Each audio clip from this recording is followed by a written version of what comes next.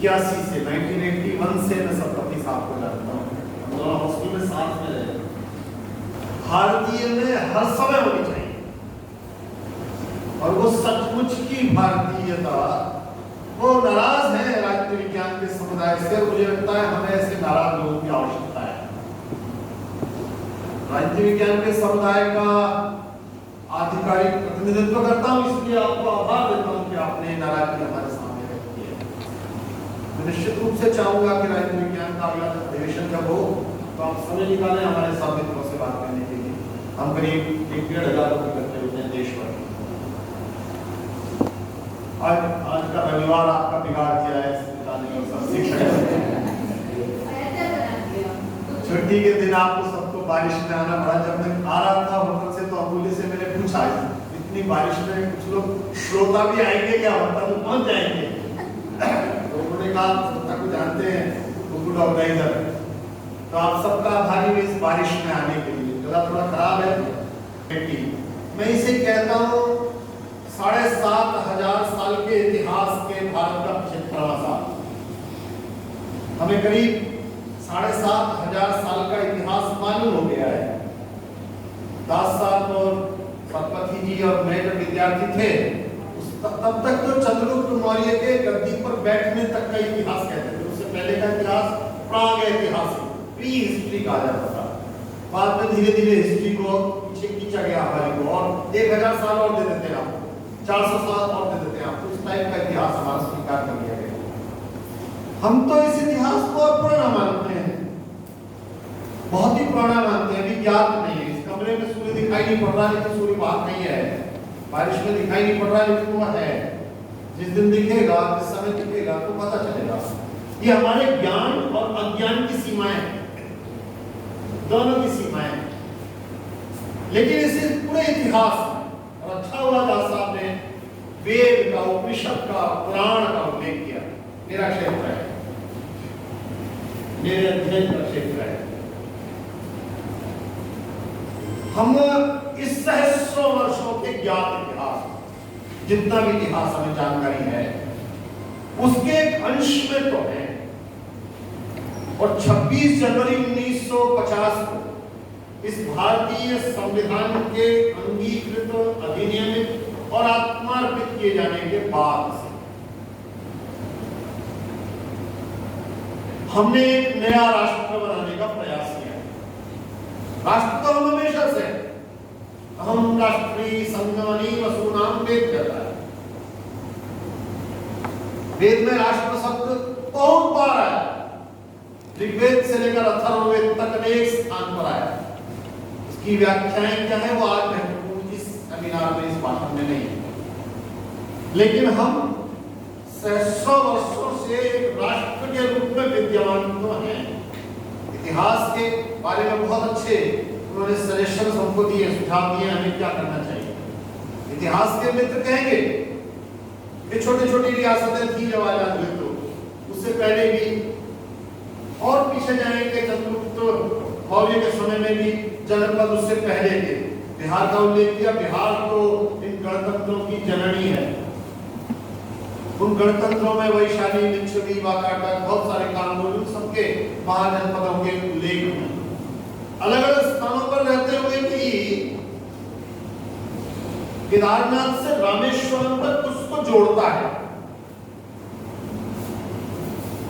कुछ तो है जो शारदा पीठ से गोवर्धन पीठ तक जोड़ता है, कुछ तो है जो द्वारिका से और बद्रीनाथ तक भारत को जोड़ता है, कुछ तो है वो ज्योतिर्लिंगों के माध्यम से जोड़ता है।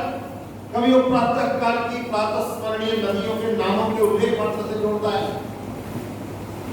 आज से अनेक वर्ष पूर्व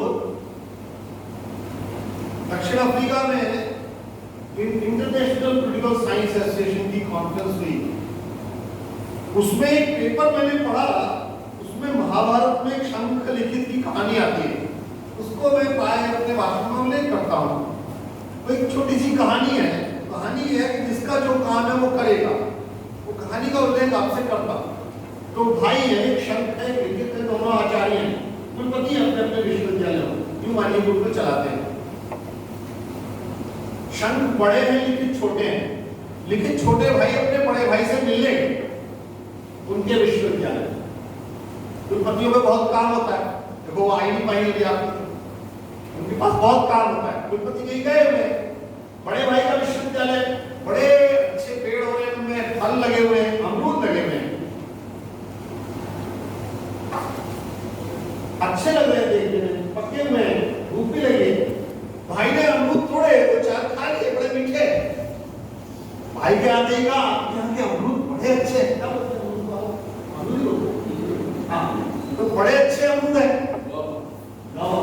तो वो कहते हैं अरे तुमने अमरूद खाए क्या? हाँ मैंने खाए, आपके घुटनों में लगे हुए मैंने खाए।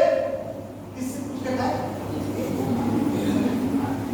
बड़े भाई का किससे पूछ के खाए? मेरे किसी व्यवस्था से, विद्यार्थी से, आचार्य से पूछा आने से पहले। नहीं आपके, मेरे नहीं है, ये गुरुकुल के हैं, ये this does not belong to me, ये तो गुरुकुल के विद्यार्थियों के, शिक्षकों के। तुमने किसी से आज्ञा ली क्या? बोले नहीं आज्ञा तो नहीं, फिर तो चोरी की, चोरी की आपने, जाओ बताओ, दंड बताओ चोरी। नो नो ये मेरा काम नहीं है चोरी का दंड बताने का, वो काम राजा का है, वो ऑफिसर्स का है, गवर्नमेंट का है, गवर्नेंस का है, उसके बाद जाओ।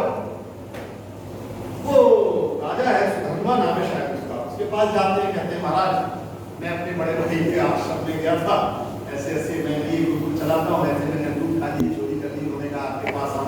पहले तो महाराज को लगा राजा को क्या इतना बड़ा काम हो गया, कहता महाराज जो हो गया चलिए, नहीं बड़े भाई ने आदेश दिया है, मानना पड़ेगा। अच्छा बताओ क्या है सजा, क्या दंड क्या है? ये दंड तो ये जिस हाथ से आपने अमरूद का तोड़ा है वो हाथ कटा जाएगा, काट दिया जाता है।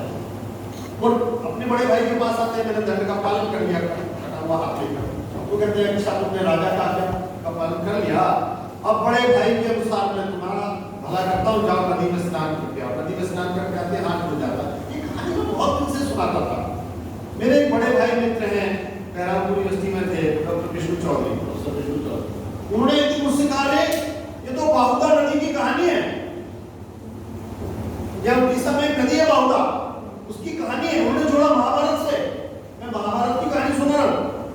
अब ये है जिसको आप कनेक्ट कर रहे थे, ये मेरे विद्यार्थी तक, मेरे शिक्षक तक, मेरी क्लासरूम तक, मेरी कक्षाओं तक नहीं पहुंचा है।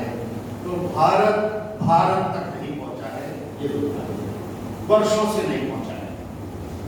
मैं ऐसी छोटी छोटी कथाएं सुनाता हूँ और इन कथाओं के माध्यम से मेरा काम चल रहा है इतने सालों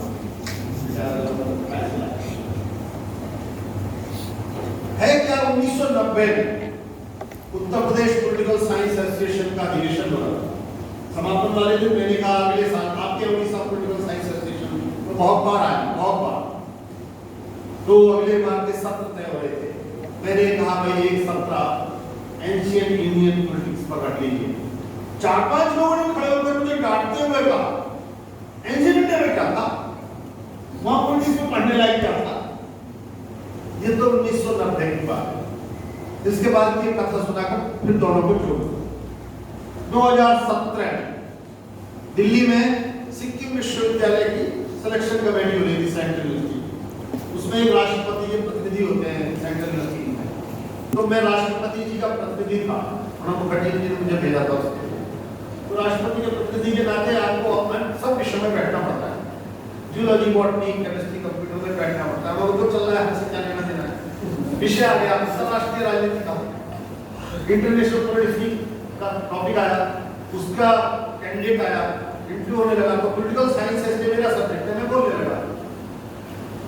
अब मैं नाम लेना अच्छा नहीं लगेगा, दिल्ली और जेएनयू के 2-3 प्रोफेसर बड़े सीनियर, बड़े नामी लोग, 3 बैठे थे, उन्होंने सवाल पूछे।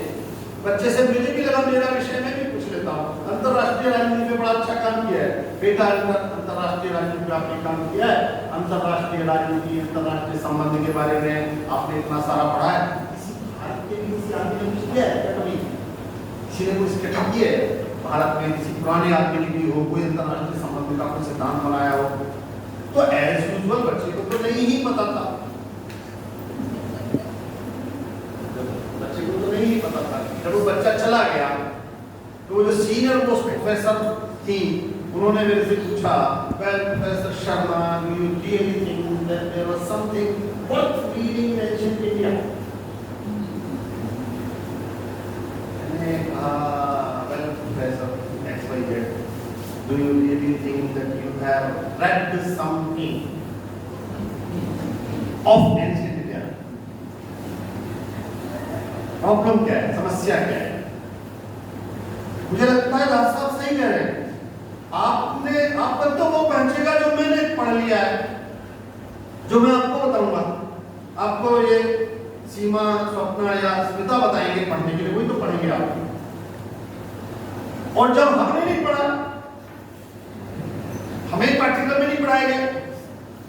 मेघालय में भी कॉन्फ्रेंस हुई, बैठे बहुत सारे लोग इकट्ठे हुए थे।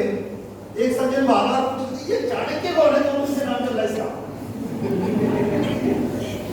ये कौन है चाणक्य? इसका वो से सब लोग नाम दे रहे, कौन है ये? पॉलिटिकल साइंस के प्रोफेसर पूछते थे। पॉलिटिकल साइंस, जूलॉजी का आपने पूछे तो समझ आएगा। पॉलिटिकल साइंस, हिंदुस्तान के, भारत के, साहब ने कहा भारत के, और ये भी सही है। बाहर थोड़ा बहुत पढ़ना शुरू कर चुके हैं, लेकिन मुझे कई बार चिंता होती है, बच्चे एक सब फोटो देख रहे हैं इतने सारे, जिनमें वो दो मजबूरी के डाले हुए नाम है। ये पॉलिटिकल साइंस है। हम यदि संसार की सबसे पुरानी सभ्यता थे, या तो ये झूठ है कि हम नहीं थे, हम थे नहीं। मैं 1991 में 1991 में एक फ्रेशर कोर्स कर रहा था पॉलिटिकल साइंस का। हमारे पति जी के और मेरे कॉमन गुरु थे प्रोफेसर इंद्रनारायण तिवारी, बहुत विद्वान मेरा।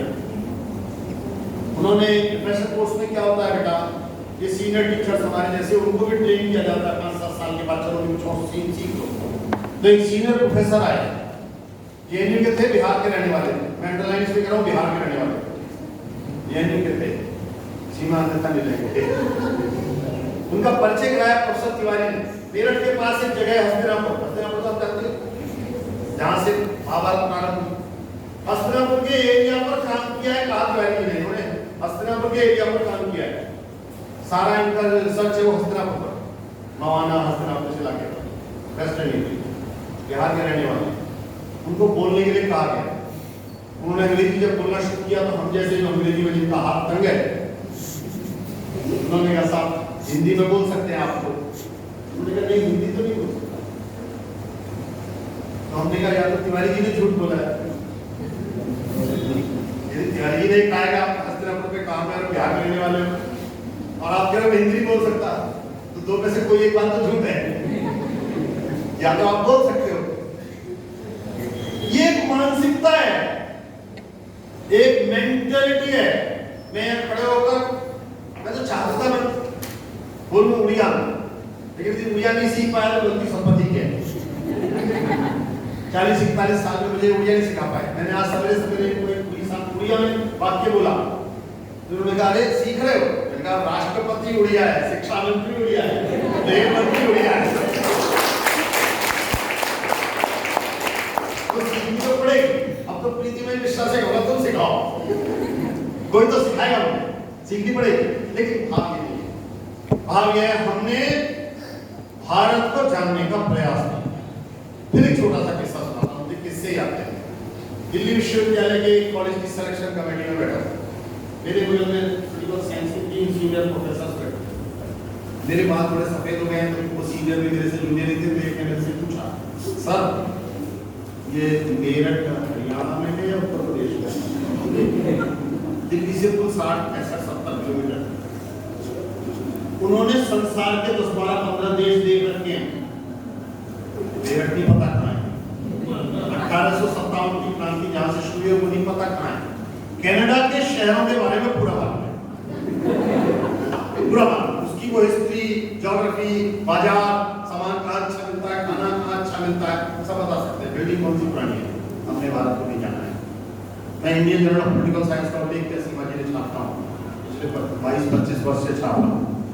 क्वार्टरली इशू में, हर इशू में, हर एक जर्नल के इशू में हम एक फोटो छापते हैं किसी भारतीय, पुराने भारतीय।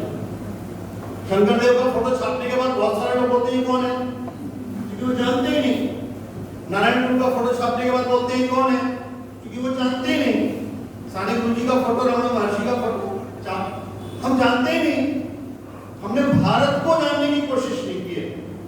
और ये कौन कर सकता था? हम आप पहले कर सकते थे, हम आप सब मिलकर कर सकते थे।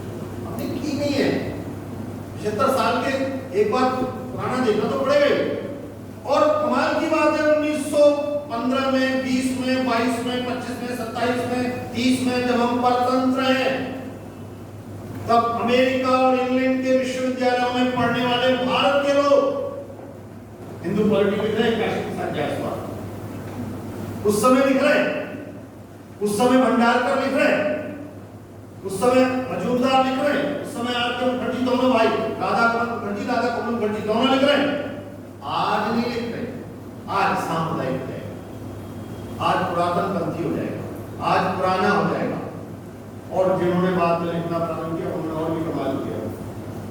मैं ऐसे ही पूरे देश भर में पूछता हूँ, आप पॉलिटिकल थॉट पढ़ाते हो, प्लेटो, अरिस्टो, मैकियावेली, हॉब्स, लॉक, बहुत सारे नाम मैं जानता भी हूँ, उन सबको पढ़ाते हो। कौटिल्य नहीं पढ़ाते, भीष्म का राजधर्म नहीं पढ़ाते। पूछता हूँ, कोशिश करिए, पढ़ाइए, अपने विश्वविद्यालय में भाग में डालिए। बहुत सारे लोगों से बात करता हूँ, उनके सामने सबसे पहला सवाल ये आता है, उसकी जो नई व्याख्या है वो और भी अद्भुत है। दिल्ली विश्वविद्यालय के एक शिक्षक ने ऐसे सेमिनार में कहा, नहीं हमारे कोर्स में है इंडियन पॉलिटिकल थॉट। मैंने कहा मैं बताता हूँ क्या है कोर्स में। कोर्स में है ब्राह्मण और श्रवणों में संघर्ष, ब्राह्मणिक श्रवणिक संघर्ष, कॉन्फ्लिक्ट। चूंकि एक आदमी बता गया था कि सारा इतिहास वर्ग संघर्ष का इतिहास है, तो सबको संघर्ष दिखाना जरूरी है, सब में संघर्ष दिखाना जरूरी है। इसलिए स्त्रियों और पुरुषों में आपस में कोई अच्छी बात तो संघर्ष है, इसीलिए एक दूसरे के विरुद्ध खड़ा होना है। महिलाओं को पुरुषवाद के विरुद्ध खड़ा होना है, पितृसत्तात्मकता के विरुद्ध खड़ा होना है, ये सब दुश्मन है। एक बार कुछ जातियों के विरुद्ध खड़ा होना है क्योंकि संघर्ष है, कुछ वर्गों को, कुछ समुदायों को एक दूसरे के खिलाफ खड़ा होना है क्योंकि संघर्ष है। विकसित और आदिवासियों में संघर्ष है, ये संघर्ष सब में दिखाना आवश्यकता हो गई कुछ लोगों की। इसका परिणाम हुआ कि हमने समाज को, भारतीय समाज को सबसे पहले विखंडित करने का प्रयास किया। ऐसी दृष्टि, ऐसे चश्मे से देखा जिससे हमें सब कुछ विखंडित दिखने लगा और उसे निरंतरता प्रदान करना हमारी आवश्यकता हो गई। मैं जैसा काम करूंगा वैसा मेरा विद्यार्थी करेगा। बहुत अच्छी बात की दास साहब ने, हम विश्वविद्यालय में अपने विभागों में विषय क्या देते हैं। अभी जबलपुर में पॉलिटिकल साइंस की एक बड़ी कॉन्फ्रेंस देश भर के लोगों की, उसमें गया, मेरी स्टूडेंट प्रोफेसर हो गई, मिलने आई, उसने एक बच्ची से मिला, अरे मेरे साथ पीएचडी कर रही है, क्या टॉपिक है बेटा? पंचायती राज। मैंने कहा लगा लो इसको, कुछ नहीं लगा पंचायती राज। जिन्होंने प्रारंभ किया उन्होंने पहले ही उसमें भस्म कर दिया था उसको। गांव-गांव में आधुनिक पंचायती राज ने जातीयता, भ्रष्टाचार, पैसे का दुरुपयोग, एक दूसरे के विरुद्ध वैमनस्य, विद्वेष उत्पन्न किया है। इसके सिवा कुछ किया होगा आप में से बता देंगे? मैंने कहा तो पुराना ढूंढो, तो जैसा हम काम करेंगे मेरे साथ बहुत सारे लड़के लड़कियां काम कर रहे हैं, पीएचडी का एमपी का काम कर रहे हैं लगातार। वो क्या काम कर रहे हैं? प्राचीन भारत में प्राचीन भारत में नगर प्रशासन, प्राचीन भारत में आर्थिक प्रशासन काम कर रहे हैं, कोशिश कर रहे हैं, खोज रहे हैं। हम प्रारंभ करें कहीं से भी निर्भीक भाव से। तो आज का भारत 75 साल का, बहुत सारी कथाएं, बहुत पाया है हमने, बहुत बोया है हमने, बहुत सारे अच्छा हुआ। आज विस्तार से दास साहब ने बताया, 45 मिनट में आई वाज मेस्मराइज्ड, अभिभूत था। भारत को पूरी इस यात्रा पथ को, ट्रैजेक्टरी को पूरे उन्होंने कवर किया। आप देखिए कि हम कहां से प्रारंभ हुए थे। संविधान सभा की निर्मित और उसकी पहली बैठक 9 दिसंबर 1946 से लेकर 26 नवंबर 1949 की यात्रा, उसके बाद उसके लागू होने के बाद में भारत पर उन्होंने टिप्पणियां की हैं, इसलिए मैं उनमें पुनरावृत्ति नहीं कर रहा हूं। लेकिन मैं जब देखता हूं भारत को तो एक बेचैन भारतीय के रूप में ही देखता हूं, एक अकेला बड़े भारतीय, एक संतुष्ट भारतीय के रूप में देखना संभव नहीं है। हम कहां कौन थे, क्या हो गए और क्या होंगे, अभी आओ बेचारे आते ये हमारे लिए प्रश्न तो है, हम किस रास्ते पर चले हुए थे पहले से। हम कहते हैं आज के हम राष्ट्रीय शिक्षा नीति से विश्व गुरु बनने का प्रयास कर रहे हैं, हम यहां तक कैसे पहुंचे? वो क्लैश ऑफ सिविलाइजेशन लिखने वाला भी हुआ अभी तक आ गया, वो भी पूछने लगा कौन है, हमें अब आवश्यकता है हम कौन है। और आज नहीं, सैकड़ों वर्षों से हमारे भारत का प्रश्न यही था। उन्होंने कहा अमेरिका ने प्रश्न पूछना बंद कर दिया।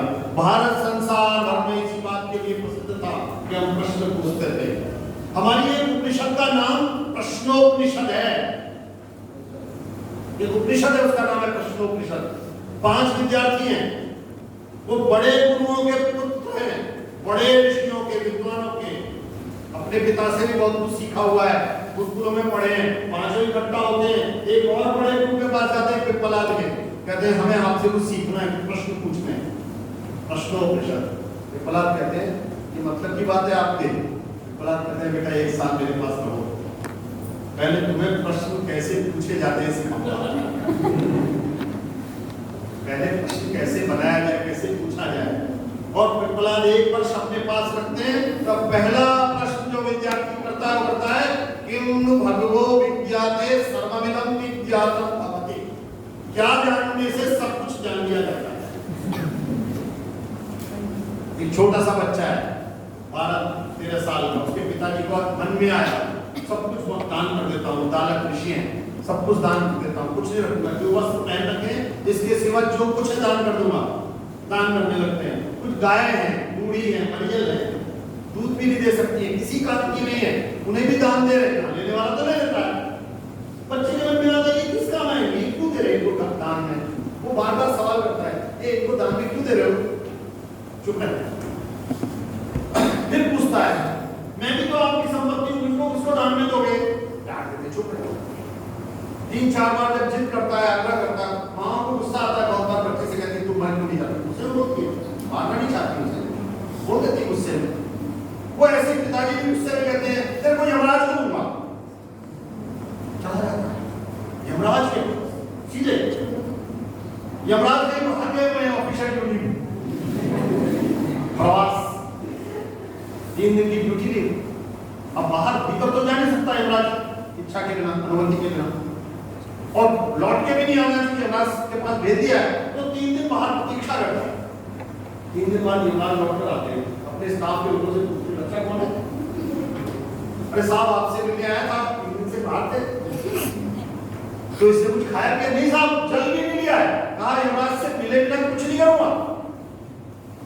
यमराज पूछते हैं बेटा तुझे 3 वर देता हूं 3 दिन के, 3 वरदान मांग ले। पहला वरदान, बच्चा समझदार भी है, कहता है मेरे पिता को क्रोध बहुत आता है, देखो यहाँ तक भेज दिया, मुझे गुस्से में, जब मैं लौट के जाऊं तो उनका क्रोध थोड़ा कम हो जाए। बच्चे ने लौट कर जाना सुनिश्चित कर लिया है यमराज के द्वार से। और फिर वो प्रश्न पूछता है आत्मा परमात्मा के बारे में, आत्मा क्या है, मृत्यु के बाद क्या होता है? यमराज कहते हैं बच्चे कुछ और मांग ले, धन मांग ले, संपत्ति मांग ले, राज्य मांग ले, ऐश्वर्य मांग ले, सब कुछ मांग ले। कहता नहीं मुझे यही जानना है। वो 12-13 साल का बच्चा भी प्रश्न पूछने लगा। हमारे यहाँ सब प्रश्न पूछते हैं। पानी पीने गए ये 5 भाई, उनसे भी यक्ष ने प्रश्न पूछ लिए, प्रश्न का जवाब नहीं दोगे तो पानी नहीं पीने दूंगा।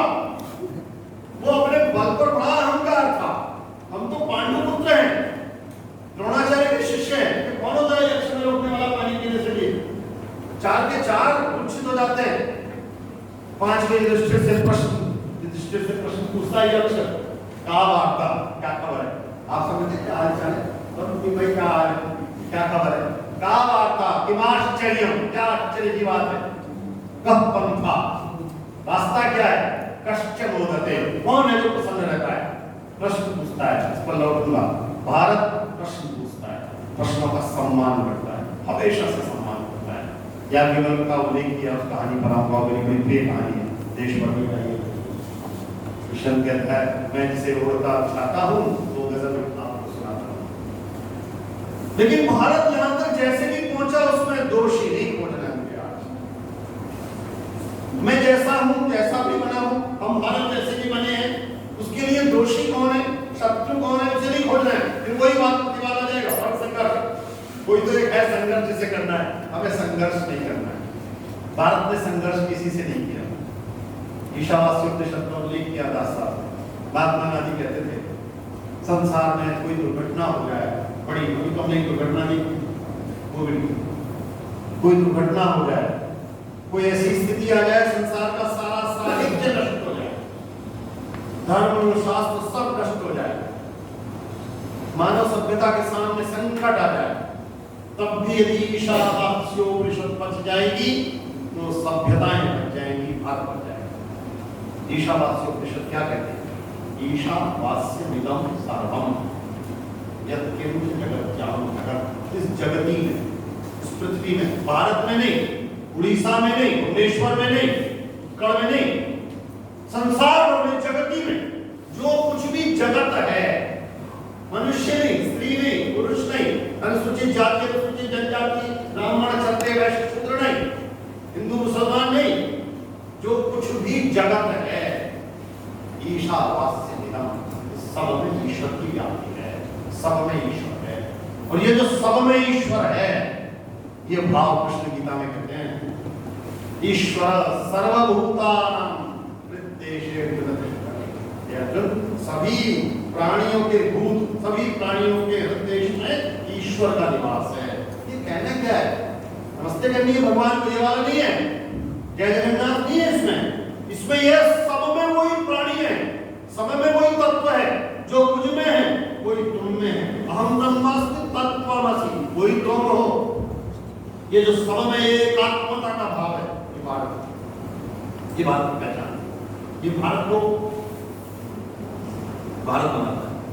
इसलिए 75 साल का भारत नहीं, आधुनिक राजनीतिक स्वतंत्रता प्राप्त किए हुए भारत का 75 साल। और जब मैं कह रहा हूं राजनीतिक स्वतंत्रता, पहले मैं शुरू में कहता था प्रशासनिक स्वतंत्रता, राजनीतिक और प्रशासनिक स्वतंत्रता मिली हमको 1947 में। मैं जब कुलपति रह गया तो पता चला प्रशासनिक तो अभी नहीं मिली है, अभी प्रशासनिक स्वतंत्रता मिलने में देर है, राजनीतिक स्वतंत्रता मिली है, एक औपनिवेशिक साम्राज्य से मिली है। ये विद्यार्थी मित्र मेरे बैठे हैं, इनके सामने कहना जरूरी है, एक औपनिवेशिक साम्राज्य से मिली है। उपनिवेशवाद की बहुत सारी बातें दास साहब ने कही, कुछ छूट गई हैं जो मैं आपसे कहता हूं। उस उपनिवेशिक साम्राज्य से मिली है जिसने संसार भर को न्याय, बंधुता, समानता, भ्रातृत्व, सहअस्तित्व के भाषण दिए हैं, नारे दिए हैं, लेकिन भारत में लाखों लोग मारे। जलियांवाला बाग से लेकर 1857 की क्रांति से लेकर जहां से मैं आता हूं 1942 तक लाखों लोगों को मारा है। मैं जिस शहर से आता हूं, मेरठ से, उससे प्रारंभ करके बलिया, आरा, सारे रास्ते चले जाइए, प्रत्येक गांव में, प्रत्येक कस्बे में आपको एक स्थान मिलेगा जहां पर 15, 20, 30, 40 भारतीयों को पेड़ों पर टांगकर गोलियों से भूना गया और साथ में उतनी ही संख्या के कुत्ते भुने गए, बताने के लिए हमारी कितनी है। प्रत्येक स्थान उन अंग्रेजों ने, उस औपनिवेशिक साम्राज्य ने जो दुनिया को आपको एकताओं के माध्यम से न्याय पढ़ाते हैं, लोकतंत्र पढ़ाते हैं, उन्होंने जिन्होंने भारत के, संपूर्ण भारत के अर्थव्यवस्था को सुनियोजित तरीके से व्यक्त कर दिया, जिन्होंने अपने 150 साल के शासन में भारत को विपन्न, दरिद्र, भिखमंगा बना दिया, उस औपनिवेशिक शासन से जो भारत 1900 तक संसार भर की जीडीपी का 30% देता था। जब आजाद हुए तो हम बड़े गर्व से कहते हैं कि हम सुई नहीं बनाते थे, आज हमें सीख गए। वो भारत जिसके हथकरघा को नष्ट कर दिया, वो भारत, और जिसके आत्माभिमान को शिक्षा पद्धति के माध्यम से पददलित कर दिया, उस औपनिवेशिक साम्राज्य से, उस औपनिवेशिक साम्राज्य से जिनके म्यूजियम भारत से लूटी गई और चुराई गई संपत्ति से भरे पड़े हैं। जिस औपनिवेशिक साम्राज्य ने भारत के लोगों के शिक्षा व्यवस्था में बैठे हुए, विश्वविद्यालयों में आचार्य, कुलपति बनकर बैठे हुए, बड़े बड़े शोधार्थी बनकर बैठे हुए लोगों के मन में ये बैठा दिया कि आपके पास पढ़ने लायक कुछ नहीं था, आपके पास एक फोटो लगाया है जेम्स स्टुअर्ट मिल का, जिनके पिताजी थे जेम्स मिल। उन्होंने कहा भारत का संपूर्ण ज्ञान, संपूर्ण भारत का हजारों वर्षों का ज्ञान ब्रिटेन की किसी एक लाइब्रेरी के एक अलमारी के एक कोने में रख लाए बस उस पश्चिमी साम्राज्यवाद से हमें मुक्ति मिली 1947, और तब हमने जानना प्रारंभ किया हम कौन है। तब हमने जानना प्रारंभ किया, उसमें भी बहुत देर हुई है उस जानने की यात्रा में भी। लेकिन अब एक प्रश्न है, मैं शत्रु नहीं ढूंढ रहा हूं, मैंने कहा मैं कोई दोषी नहीं हो सकता, हम भी तो नहीं दोषी थे, लेकिन अब क्या हो सकता है? क्या उस पुराने में जा सकते हैं? संभव ही, कोई किसी पुराने में नहीं जाता है। जब भी कुछ आप नया करते हैं तो कुछ रेजिस्टेंस होती है। आज से करीब 2200 साल पहले, 2300 साल पहले एक कवि हुआ कालिदास, वो एक नाटक लिख रहा था। संस्कृत के नाटकों को ऐसे लिखा जाता है जो मंच पर हो रहे हैं, आपके सामने वो होते दिखेंगे। तो एक नटी और सूत्रधार आते हैं, वो परिचय करा देते हैं लेखक का भी, कहानी का भी, इंट्रोडक्टरी थीम इंट्रोड्यूस की, जैसे स्मिता ने ऐसे इंट्रोडक्टरी होता है। तो वो आते हैं, नटी से पूछता है सूत्रधार आज क्या है, कौन सा नाटक है? आज एक अभिज्ञान शाकुंतलम मालिकामित्रम नाम का नाटक है कालिदास का। तो कहता है ये भास, सौमिल, कविपुत्र, इतने बड़े नाटककारों के रचने कौन ले आया आपने नाटक का? कालिदास। इसके माने कालिदास को उस जमाने के नए के रेजिस्टेंस से जूझना पड़ रहा होगा। और उस जमाने में कालिदास एक बात कहता है, मित्रों आप सबके सामने बात कह रहा हूं, पुराण नित्य सात सर्वम, पुराना और सारा अच्छा नहीं है। हमारी पूरी सभ्यता ने साहब ने कहा गड़बड़ है, उसे छोड़ना है, उसे भूलना है, उसे इग्नोर करना है। उन्होंने कहा हमारी पुरानी पूरी सभ्यता, संस्कृति, इतिहास, परंपरा में बहुत कुछ ऐसा होगा जो आज छोड़ने लायक है, याद करने लायक भी नहीं है। हमने अस्पृश्यता को संवैधानिक तरीके से अवैध घोषित किया है। वो किस कारण आई उसमें नहीं जाना। पर्दा प्रथा क्यों आई, उसके ऐतिहासिक कारण है, बिल्कुल सामाजिक ऐतिहासिक कारण है, उनमें नहीं जाना।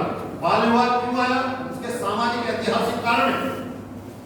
भ्रूण हत्या क्यों हुई महिलाओं की, बच्चियों की, उसके कारण है। लेकिन कारण से हम आज ये नहीं होता कि दोष मुक्त हो जाएंगे, इसलिए आया, उसको छोड़ना है।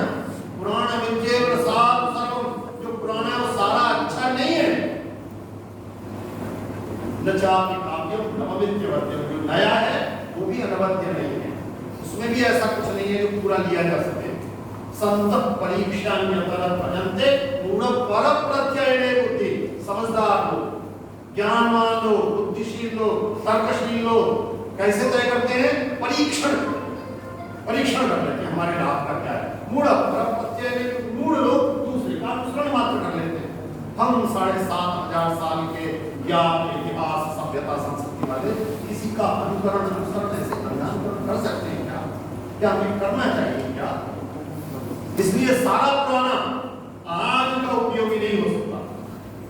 और आज का समाज, मैं प्राय कहता हूं, हम जब भी पुरानी बात करेंगे उपनिषदों की, वेद की, पुराण की, ये नए एकदम नए से नए वर्जन के मोबाइल में संसार भर को अकेली में देखने वाले बच्चों के सामने प्रश्न आएगा, इसका क्या उपयोग है? आज ईशावासी उपनिषद का आज क्या उपयोग हो सकता है? उनके सामने प्रश्न अवश्य आएगा। लेकिन मित्रों, राजनीति विज्ञान और समाज विज्ञान के मित्रों के सामने प्रश्न बहुत दिन पहले उल्लेख किया,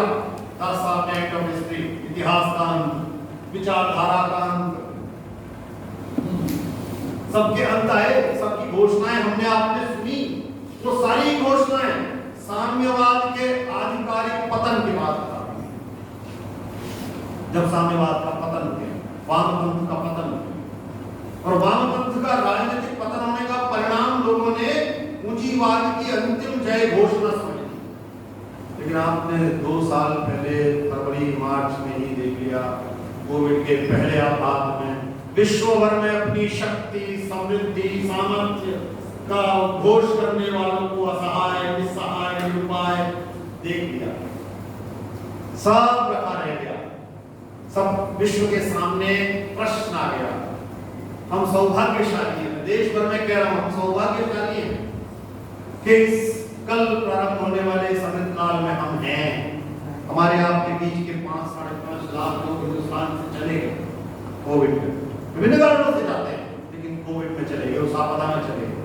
हम सौभाग्यशाली हैं, हम हैं, हम देख रहे हैं, हम देखेंगे। लेकिन प्रश्न यही है, इसने भारतीय विचार को संसार के सामने एक बार पुनः खड़ा कर दिया। सबके मन में प्रश्न आ गया, संसार भर के राष्ट्राध्यक्ष की बात कोविड ने सबको सचेत कर दिया, कोविड ने सबको काढ़ा मिलाना शुरू कर दिया। वो अंग्रेजी में बोलकर पी रहे थे, लेकिन पी रहे थे।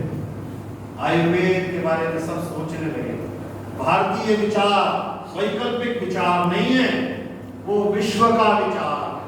और मैं प्राय कहता हूं, भारत का सबसे बड़ा अवदान, योगदान विश्व को यही है कि हमारे ऋषि ने सैकड़ों वर्षों पूर्व भी और आज भी विश्व के बारे में सोचा। सर्वे भवन्तु सुखिनः जब हम कहते हैं तो सबकी बात करते हैं, भारतीय सुखी हुए नहीं कह रहे। भारतीय जनता पार्टी वाले, भारतीय बीजू जनता दल वाले सुखी हुए ऐसा नहीं कह रहे। सर्वे भवन्तु सुखिनः, सर्वे सन्तु निरामयाः, सर्वे भद्राणि पश्यन्तु मा कश्चित् दुःखभाग्, किसी को दुख का अंश भी ना हो। इसीलिए हमें चिंता होगी। पहले ही संघात में अमेरिका जैसे देश में दवाइयां मांगी हमसे और हमने दी। इसीलिए हमने जब वैक्सीन बना ली तो संसार भर को दी। हमारे कुछ राजनेताओं के पेट में दर्द हुआ, मेरी वैक्सीन कहाँ है लिखा उन्होंने ट्वीट पे,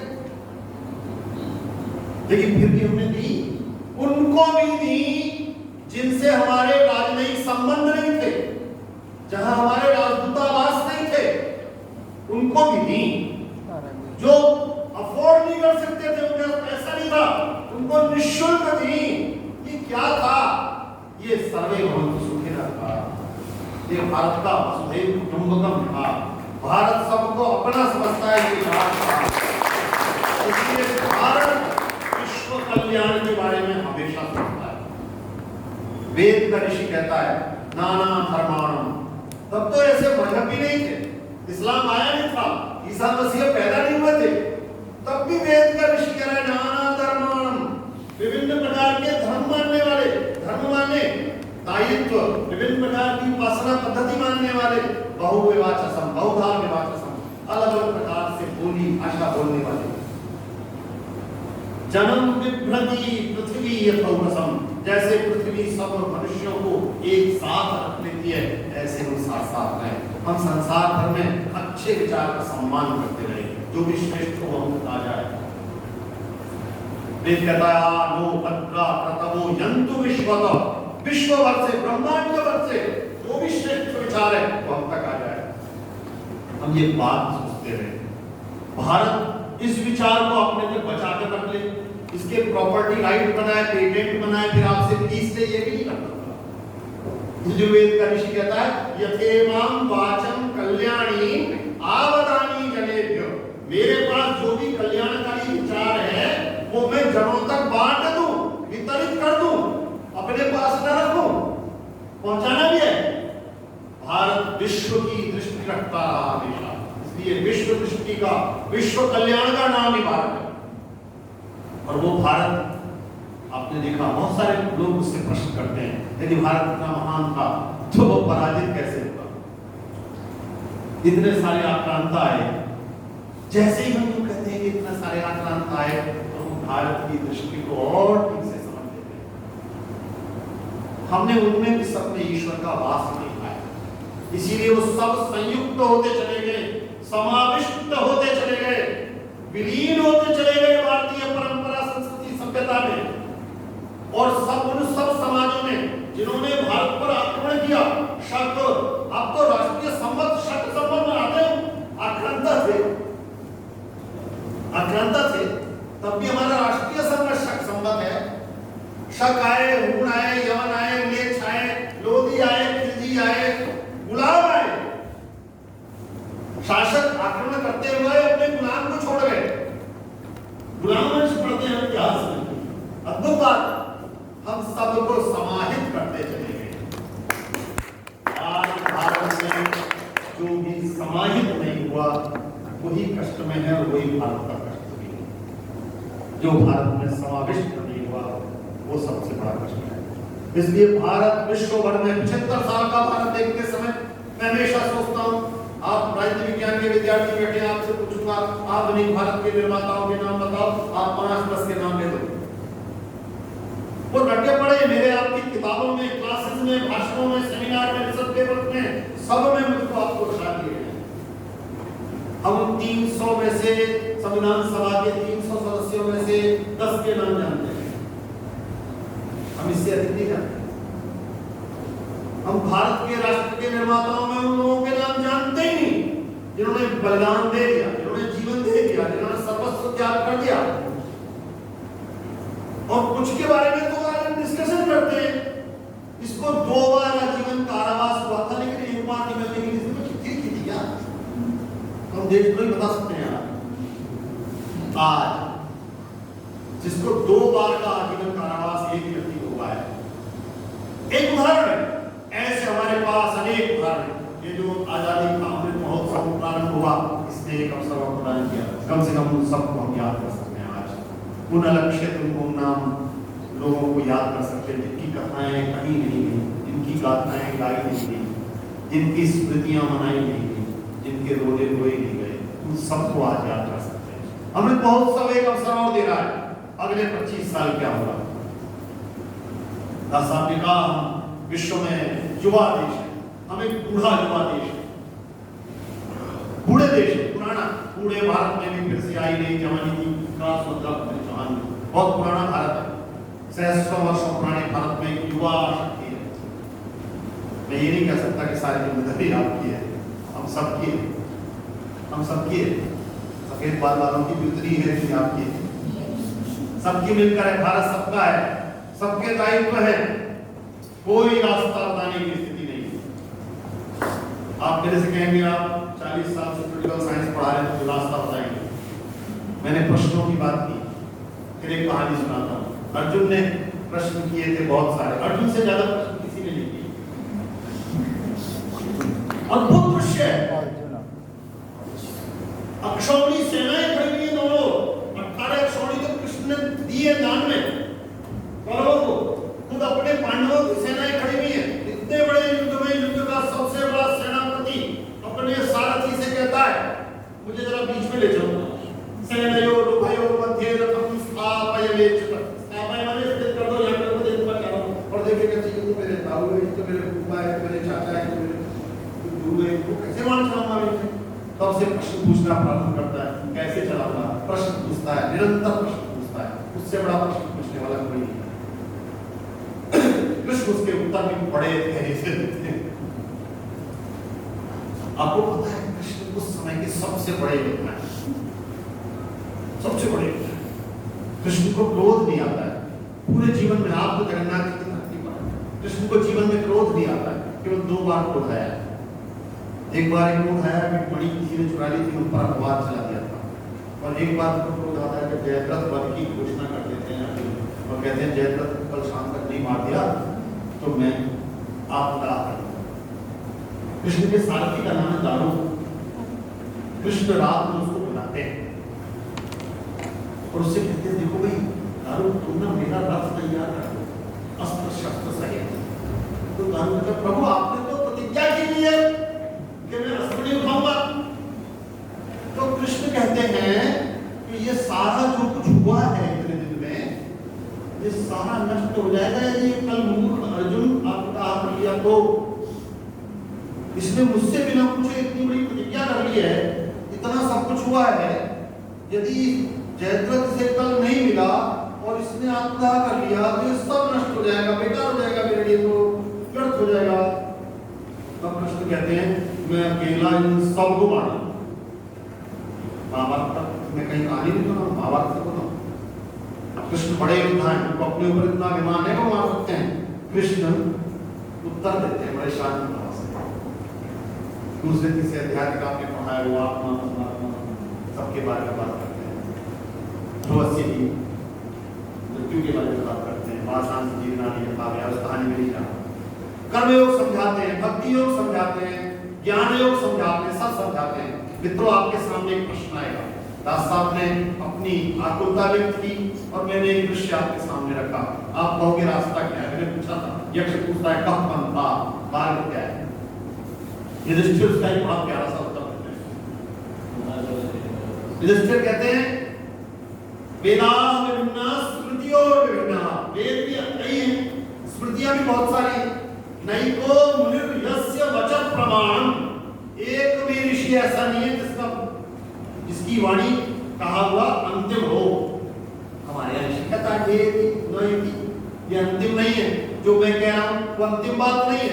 मेरे बात स्वप्न ये सीमा और भी बेहतर बात कह सकते हैं, मैं अंतिम नहीं कह रहा हूँ। साहित्य ज्ञान भी भारतीय है। ये फिल्में उसकी कभी कभी अमिताभ बच्चन के साथ उसमें बड़ी अच्छी पंक्ति बोलता है वो, कल और आएंगे नगरों की खिलती कलियां चुनने वाले, मुझसे बेहतर कहने वाले, तुमसे बेहतर सुनने वाले। यही है देवी नैति, ये इति नहीं है। तो वो कहते नैको मुनिर्यस्य वचः प्रमाणम् धर्मस्य तत्त्वं नेदं गुहायाम। जो सत्य का तत्व है, धर्म का तत्व है, छुपा हुआ है। महाजनो ये जिससे बड़े लोग, श्रेष्ठ लोग गए हो, अच्छे लोग गए हो, हम क्या करते हैं? उन्हीं का अनुकरण करते हैं। श्रीनिवास ने कहा सेंसिटाइजेशन वही है। यद यदा चरति श्रेष्ठ तत् तत् देवेतरो जनः कहते हैं। तो कहा रास्ते पूछता रहा। अब सारा बताने के बाद कृष्ण को लगा इसको समझ में नहीं आ रहा देवी, तो उसे एक विराट स्वरूप दिखाया। एक बार मां को दिखाया बचपन उनमें क्या है छिपा हुआ है, तब दिखाया था। दूसरा कृष्ण को दिखाया। मां को तो पता कि ये कौन है। कृष्ण के बारे में अर्जुन को पता नहीं था, और इसलिए बाद में कहता सकेति मत्वा प्रसवम यत्तम एक याद नहीं सके। मैं तो तुम्हें मित्र मानता था, ऐसे मजाक कर लेता था, हंसी मजाक। वो अजानता महिमानं तमेन्द्रं दया प्रमादा प्रणयेन वा, क्षमा कर देना। लेकिन फिर वो एक बार किरीटिनं गदिनं चक्रहस्तं दीक्षां त्वां विष्णुं तथैव तेनैव रूपेण चतुर्भुजेन संसवादो भविष्यते। खैर उसका काम नहीं जाना, मैं बात कुछ और बताना चाहता हूँ। तो मेरे विद्यार्थी मित्रों के पास एक प्रश्न होगा, रास्ता क्या है?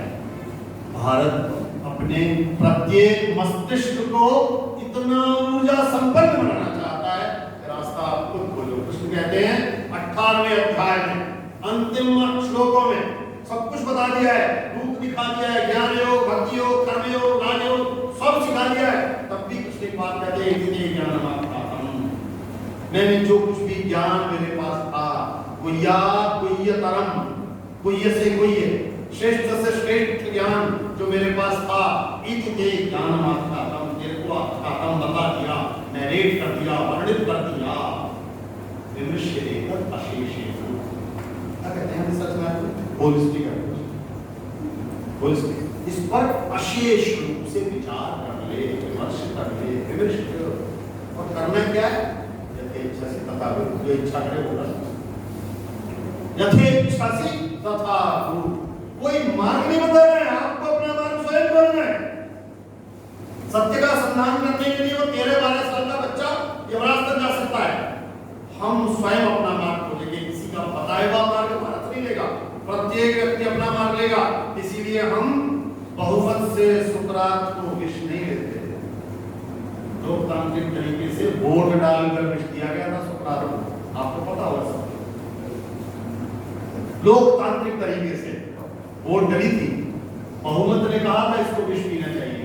हमने बहुमत से गैलीलियो को पत्थर मारे। भारत किसी गैलीलियो को पत्थर नहीं मारता, अपने चारवाकों को ऋषि बोलता है, अपने बुद्ध को भगवान बोलता है। परंपरा का, वेद का निषेध करने वालों को भी तपस्वी बोलता है, भगवान बोलता है, उनका सम्मान करता है। भारत उनको मारता नहीं है, उन पर वार नहीं करता, उनका प्रतिबंधित नहीं करता। भारत में सैकड़ों वर्षों से कोई पुस्तक प्रतिबंधित नहीं है।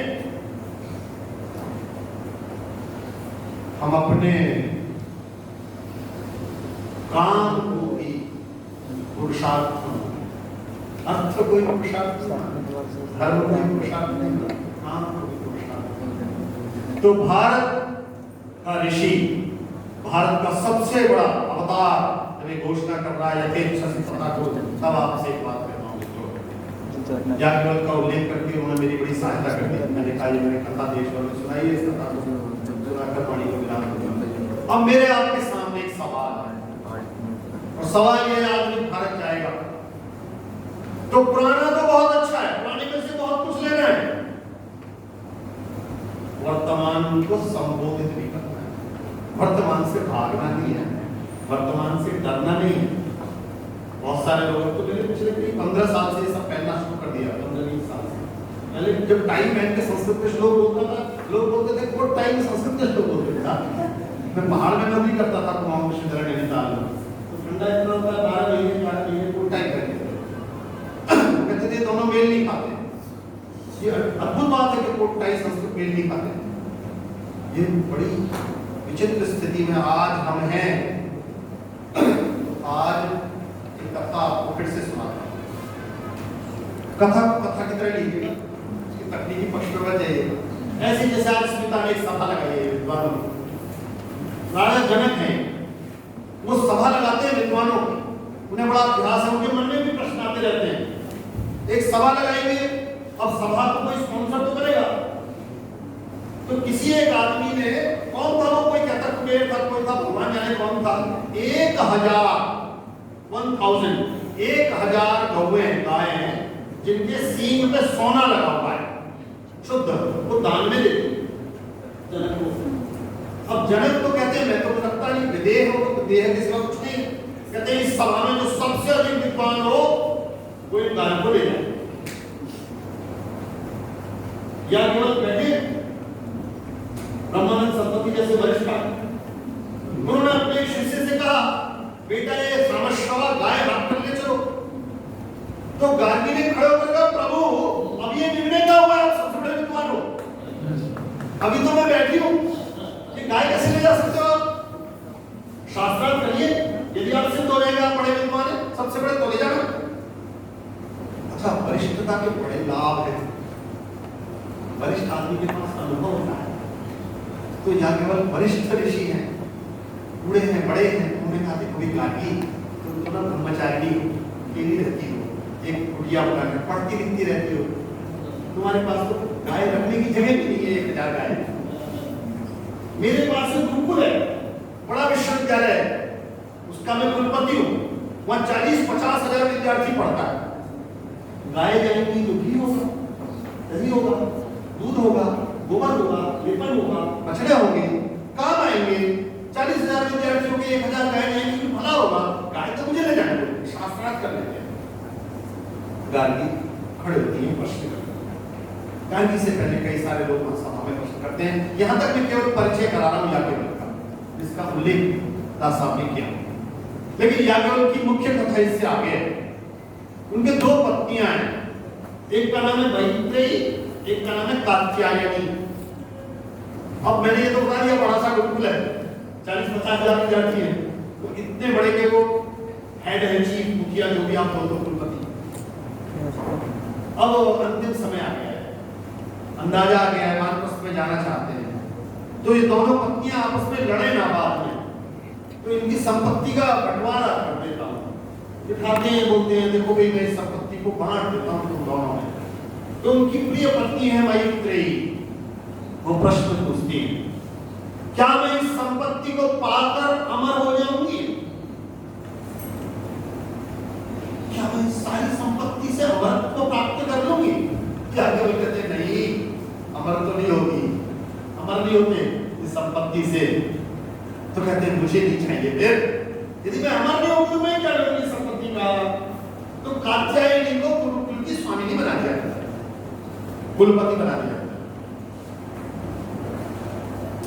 मैत्रेयी कहती है मुझे वो जो आपने किसी को ज्ञान, वो ज्ञान देते हैं और कहते हैं मैत्रेयी आत्मन वही कामाय सर्वप्रियम भवति, जो कुछ प्रिय है वो अपनी कामना से प्रिय है।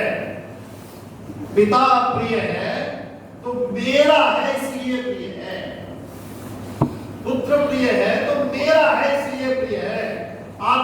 कामना से, अपनी कामना से। भाई प्रिय है तो मेरा है इसलिए प्रिय है। इसका अर्थ क्या है? मम, मेरा इसलिए प्रिय है। मित्रों यही रखता हूं मैं। मैं ये चश्मा नहीं बनाता, मैं नहीं जानता कौन बनाता है, मैं नहीं लगाऊंगा तो ये कपड़ा, ये मैं, ये बटन मैं नहीं बनाता, पता नहीं कौन। ये कुर्सी इस पर आप बैठे हुए भगवान ने नहीं बनाता। आप मिले उसे कभी? नहीं मिलेगा। ये किताबें, ये बैग, ये घड़ी, ये चश्मा, ये थैले, किसी ने इनको बनाया है। तो मेरी आपकी निर्मिति में, मेरी आपकी उपस्थिति में, मेरी आपकी प्रस्तुति में, मेरे आपके मेकअप में जो कुछ भी आज हम हैं, जैसे हैं, पता नहीं कितने लोग हैं। कोई कपास उगाता है, उसकी रुई बनाता है, कोई उसके धागे बनाता है, कोई उसे मशीन में कपड़ा बनाता है, कोई उसे रखता है, कोई सिलता है। उसे नहीं बना, फैमिली वाले को नहीं मालूंगे संजीव शर्मा पहनेंगे इसको। कोई यदि ये नहीं बना होता तो मैं और आप क्या करते? पत्ते लपेटे होते। यदि कोई किताबें न लिखता तो हम क्या करते? तो ये नहीं होते। कोई ना कोई है, और एक क्षेत्र में नहीं, प्रत्येक क्षेत्र में। कोई गेहूं उगाता है, कोई चावल उगाता है, तो हमसे खाते हैं। मेरे आपके आज ऐसा होने में अनेक लोगों का योगदान है, समाज का योगदान है। मैं और आप जो बने हैं, एक बार हमको आपको लगता है, बहुत सारे लोग होते हैं I am self made man. What is this nonsense? माता जी पिताजी का कोई योगदान नहीं था। माता जी पिताजी का योगदान था तब उत्पन्न हुए। सेल्फ मेड कैसे हुए? अड़ंदावाद पैदा हुए थे क्या? टेस्ट ट्यूब में भी पैदा नहीं हो रहा बिना किसी के योगदान थे। हमारे तो बहुत पुरानी परंपरा है, अगस्त्य से लेकर सबकी सारे